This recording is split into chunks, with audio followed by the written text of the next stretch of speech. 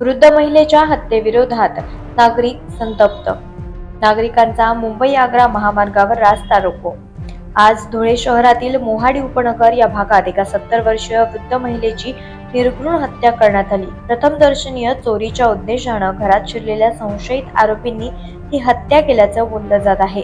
भर वसाहतीमध्ये घडलेल्या या दुर्दैवी घटनेनं परिसरातील नागरिक चांगलेच संतप्त झाले आहेत. याच पार्श्वभूमीवर नागरिकांनी मुंबई आग्रा महामार्गावर रास्ता रोको आंदोलन केलं. जोपर्यंत संबंधित आरोपींना पोलिसांकडून ताब्यात घेतलं जात नाही तोपर्यंत आम्ही रास्ता रोको आंदोलन सुरूच ठेवणार असल्याचं आंदोलनकर्त्यांनी सांगितलं. यावेळेस जिल्ह्याचे पालकमंत्री तथा राज्याचे पणन मंत्री जयकुमार रावल यांनी रास्ता रोको या ठिकाणी भेट देत संबंधित आरोपीला लवकरात लवकर शोधून त्याच्यावर तत्काळ योग्य ती कारवाई केली जाईल असं आश्वासन यावेळेस देण्यात आलंय. आज मोहाडी गावामध्ये धुळ्याच्या शहराच्या लगत असलेल्या सबबमध्ये अत्यंत दुर्दैवी आणि माणुसकीला लाज वाटणारी, लाजिरवाणी करणारी घटना इथे घडली. 75 वर्षाच्या एका महिलेवर अत्याचार करून तिचा जीव घेण्यात आलेला आहे. अत्यंत दुर्दैवी घटना आहे.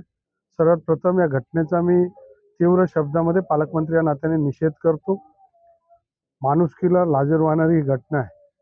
खरं तर अशी विकृती लोकांच्या मनामध्ये येऊ तरी कशी शकते असा प्रश्न आपल्या सगळ्यांसमोर पडतो.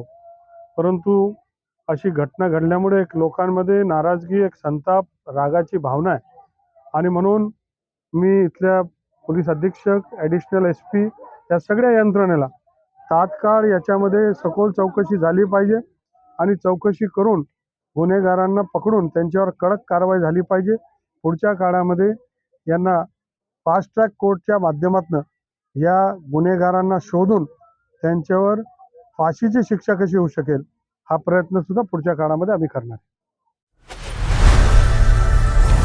लोकनायक न्यूज